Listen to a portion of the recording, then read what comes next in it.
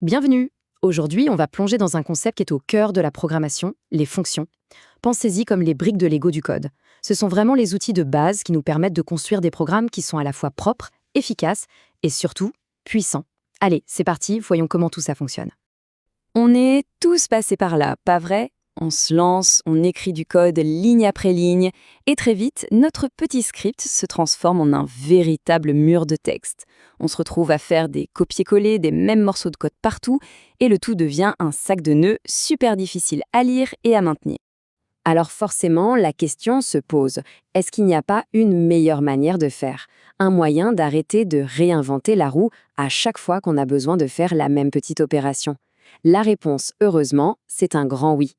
Et c'est justement là que les fonctions débarquent. Elles sont la solution, la réponse élégante à ce problème de répétition et de complexité. Voyons ensemble pourquoi elles sont si fondamentales. Alors, une fonction, qu'est-ce que c'est concrètement? Eh bien, c'est tout simple. C'est un bloc d'instructions, un petit paquet de code auquel on donne un nom. Son but, c'est d'accomplir une seule tâche bien précise.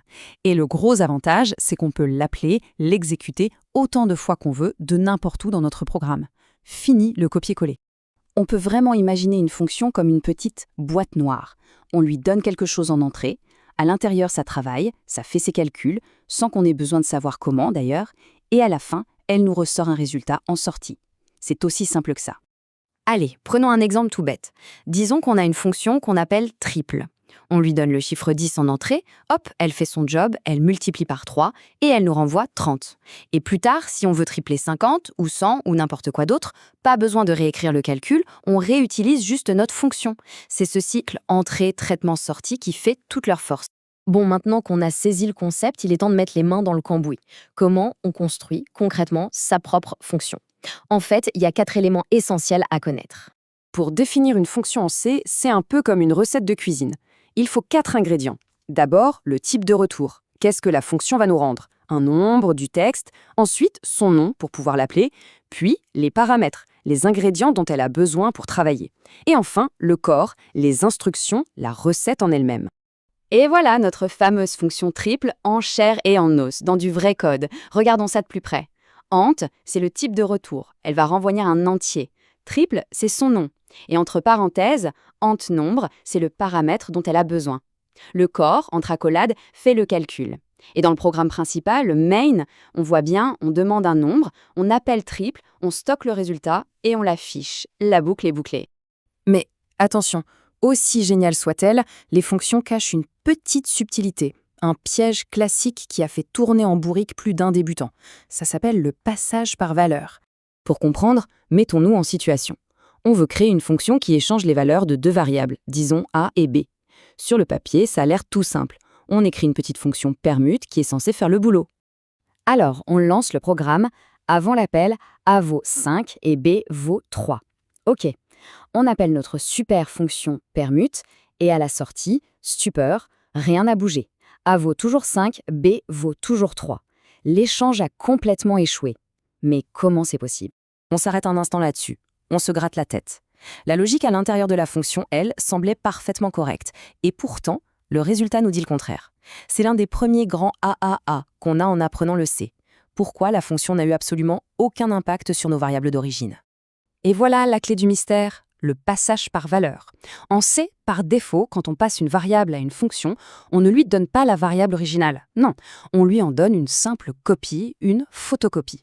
Notre fonction permute a bien travaillé, elle a bien échangé les valeurs, mais sur ces copies. Une fois son travail terminé, ces copies sont tout simplement jetées à la poubelle et les originaux, eux, n'ont jamais été touchés. Allez, on laisse ce piège derrière nous et on monte d'un cran.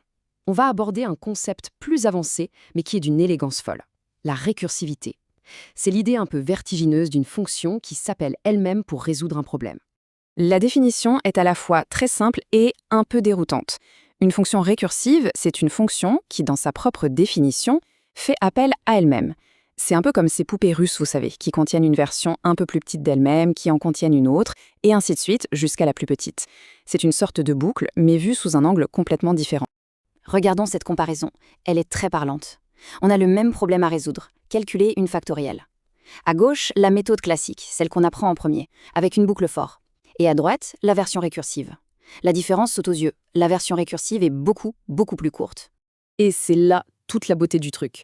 Le code est non seulement plus compact, mais il colle parfaitement à la définition mathématique du problème. La fonction dit, en substance, la factorielle de n, c'est tout simplement n multiplié par la factorielle de n-1. C'est cette autoréférence, cette mise en abîme, qui est d'une pureté et d'une élégance incroyables. Finalement, qu'il s'agisse de notre petite fonction triple, toute simple, ou d'une fonction récursive complexe, le principe reste le même. Chacune est une brique. Et c'est en assemblant ces briques, en les combinant intelligemment, qu'on arrive à construire les cathédrales de code, les logiciels immenses et complexes qui font tourner notre monde numérique. On est parti d'une idée toute simple, regrouper des instructions pour arriver à des concepts aussi puissants et vertigineux que la récursivité. Et ça nous laisse avec une question fascinante. Si un outil aussi simple qu'une fonction peut s'appeler lui-même pour résoudre des problèmes complexes, quelles autres solutions incroyablement élégantes se cachent encore dans les fondations du code? L'exploration ne fait vraiment que commencer.